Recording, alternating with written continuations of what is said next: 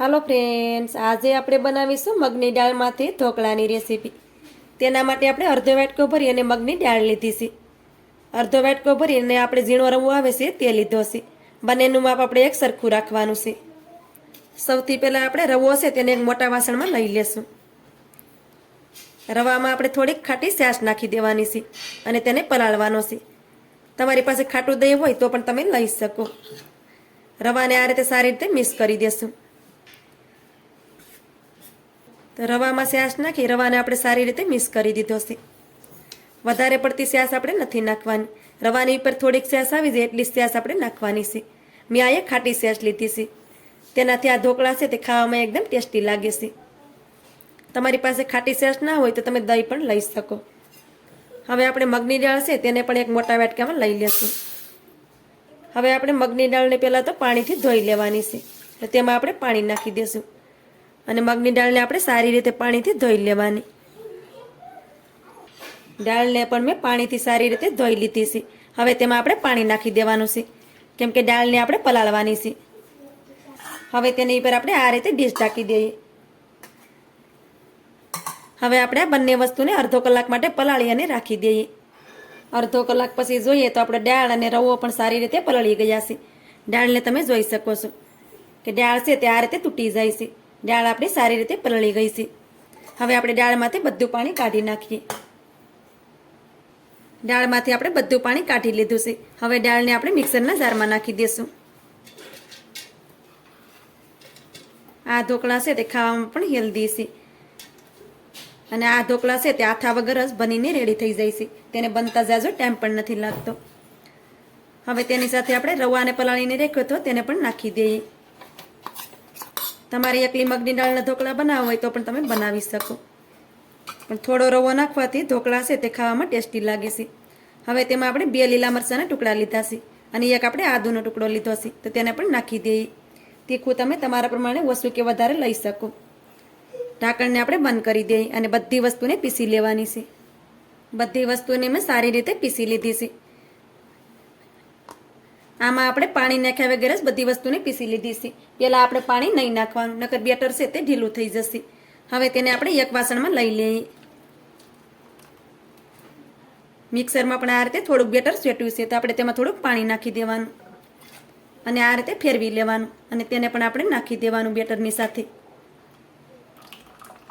હવે આપણે બધી વસ્તુને સારી રીતે મિક્સ કરી દઈએ. જ્યારે આપણે દાળ અને રવાને પીસતા હોય ત્યારે આપણે પાણીનો ઉપયોગ નથી કરવાનો. પછી આપણને જરૂર લાગે તો આપણે તેમાં પાણી નાખી શકીએ, પણ પહેલાં આપણે પાણી તેમાં નાખી દઈશું તો બેટર આપણું ઢીલું થઈ જશે અને ઢોકળા છે તે પરફેક્ટ નહીં બને. તો આ બેટર છે એ થોડુંક મને હજી ઘાટું લાગે છે તો આપણે તેમાં થોડુંક પાણી નાખી દઈશું. તો આ રીતે આપણે 1 થી 2 ચમચી જેટલું પાણી નાખી દેવાનું. ઢોકળાનું બેટર છે તેને આપણે વધારે પડતું પતલું પણ નથી રાખવાનું કે વધારે ઘાટું પણ નથી રાખવાનું. તો આ રીતે તમે જોઈ શકો છો કે આ બેટર આપણું એકદમ પરફેક્ટ છે. હવે આપણે તેમાં થોડાક લીલા ધાણા નાખી દઈએ. સ્વાદ પ્રમાણે આપણે મીઠું નાખી દઈશું. 1 ચમચી જેટલું આપણે તેલ નાખી દેવાનું. 1 ચપટી જેટલી આપણે હળદર નાખી દઈએ. હવે આપણે બધી વસ્તુને સારી રીતે મિક્સ કરી દઈએ. હવે આપણે વધારાના કોઈ જ મસાલામાં નથી નાખવાના. તો બધી વસ્તુને મેં સારી રીતે મિક્સ કરી દીધી છે. ઢોકળાને સ્ટીમ કરવા માટે મેં થાળી લીધી છે. હવે આપણે થાળીમાં થોડુંક તેલ નાખી દઈએ. તેલને આપણે હાથેથી આ રીતે ફેલાવી દેવાનું. થાળીને આ રીતે તેલથી ગ્રીસ કરી દેવાની જેથી કરી ઢોકળા છે તે આપણા થાળીમાં ચોંટે નહીં. થાળીને મેં તેલથી સારી રીતે ગ્રીસ કરી દીધી છે. ઢોકળાને સ્ટીમ કરવા માટે મેં કડાઈમાં પાણી પણ ગરમ કરવા માટે રાખી દીધું છે. એ પ્રોસેસ આપણે પહેલાં કરી લેવાની. હવે આપણે બેટરમાં ઈનો નાખશું.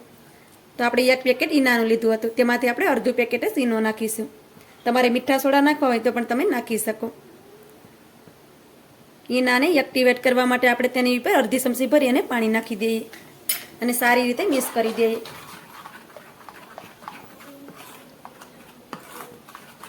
તો બેટરને આપણે સારી રીતે મિક્સ કરી દીધું છે. પાણી પણ આપણું સારી રીતે ગરમ થઈ ગયું છે. હવે તેમાં આ રીતે સ્ટેન્ડ રાખી દઈએ. તમારી પાસે આવું સ્ટેન્ડ ના હોય તો તમે ઊંધો વાટકો કરીને પણ રાખી શકો. હવે તેની ઉપર આપણે થાળી રાખી દઈએ. હવે તેમાં આપણે ઢોકળાનું બેટર છે તેને નાખી દઈશું. ઢોકળાના બેટરને આપણે થાળીમાં નાખી દીધું છે.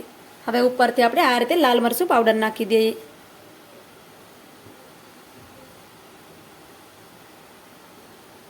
હવે ઉપરથી આ રીતે મોટું વાસણ હોય તેને ઢાંકી દેવાનું છે. હવે ઢોકળાને આપણે 8 થી 10 મિનિટ માટે સ્ટીમ કરી લેશું. 8 થી 10 મિનિટમાં આ ઢોકળા છે તે સારી રીતે સ્ટીમ થઈ જાય છે. ઢોકળાને સ્ટીમ કરતાં પણ આપણે 8 થી 10 મિનિટ થઈ છે. ત્યાર પછી આપણે ઢોકળાને શેક કરી લેવાના. તો ઢોકળાને તમે જોઈ શકો છો કે ઢોકળા આપણા સારી રીતે ફૂલી ગયા છે. પછી આ રીતે સાકું લેવાનું અને સાકુંથી આ રીતે આપણે ઢોકળાને શેક કરી લેવાના. તો તમે જોઈ શકો છો કે ઢોકળા આપણા એકદમ પરફેક્ટ સડી ગયા છે. ગેસની ફ્લેમને બંધ કરી દઈએ. હવે આપણે ઢોકળાને બહાર કાઢી લેશું.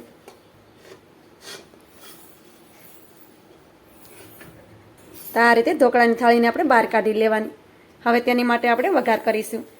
ઢોકળામાં વઘાર કરવા માટે મેં તડકા પેન લીધું છે. હવે તેમાં આપણે એક પાવડું ભરી અને તેલ નાખી દઈએ. ગેસની ફ્લેમને આપણે ચાલુ કરી દેવાની છે. તેલને આપણે થોડી વાર માટે ગરમ થવા દઈએ. તેલ આપણું સારી રીતે ગરમ થઈ ગયું છે. હવે તેમાં આપણે અડધી ચમચી ભરી અને રાઈ નાખી દઈએ. અડધી ચમચી આપણે જીરું નાખી દઈએ. થોડાક આપણે મીઠા લીમડાના પાન નાખી દઈએ. હવે આપણે ગેસની ફ્લેમને બંધ કરી દઈએ. તમારે આમાં લીલા મરચાં નાખવા હોય તો પણ નાખી શકાય, પણ મેં નથી નાખ્યા કેમ કે આ ઢોકળા છે તે નાના બાળકોને પણ ખાવાના હોય છે. હવે આ વઘારને આપણે ઢોકળાની ઉપર નાખી દઈશું. હવે આપણે વઘારને આ રીતે ઢોકળાની ઉપર રેડી દઈએ. પછી તેને આ રીતે સારી રીતે સ્પ્રેડ કરી દેવાનું,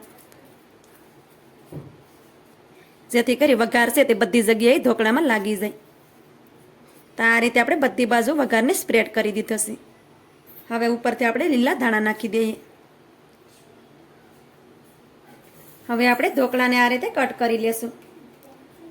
તો આ રીતે જે સાઈઝના તમારે ઢોકળા જોતા હોય એ પ્રમાણે તમારે તેને કટ કરી લેવાના. આ ઢોકળાને તમે ચટણીની સાથે પણ ખાઈ શકો અને ચટણી વગર પણ આ ઢોકળાને તમે ખાઈ શકો, કેમ કે ચટણી વગર પણ આ ઢોકળા છે તે ખાવામાં ખૂબ જ ટેસ્ટી લાગે છે.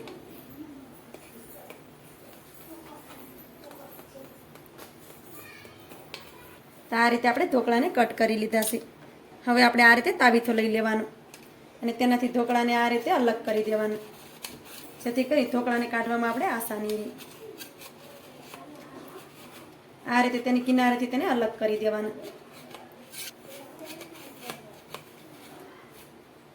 તો આ રીતે મેં ઢોકળાને કિનારેથી અલગ કરી દીધા છે. તમે જોઈ શકો છો કે આસાનીથી તે અલગ થઈ જાય છે. હવે આપણે ઢોકળાને બહાર કાઢી લેશું.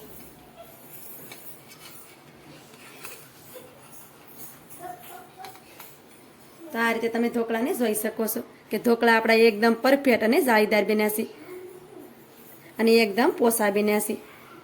તમે જોઈ શકો છો ઢોકળાને. આ ઢોકળાને બનતા ઝાઝો ટાઈમ પણ નથી લાગતો અને ખાવામાં તો ખૂબ જ ટેસ્ટી લાગે છે. આ ઢોકળાને તમે ચટણી વગર પણ ખાઈ શકો. તો આ રીતે ઢોકળા તમે પણ ચોક્કસથી બનાવજો. તમારી આજની રેસીપી તમને સારી લાગી હોય તો લાઈક કરી કોમેન્ટ કરી દેજો. ચેનલ પર નવા હોય તો ચેનલને સબસ્ક્રાઈબ કરવાનું ભૂલતા નહીં. તો મળીએ એક આવી જ નવી રેસીપીની સાથે. ત્યાં સુધી બધાને જય માતાજી.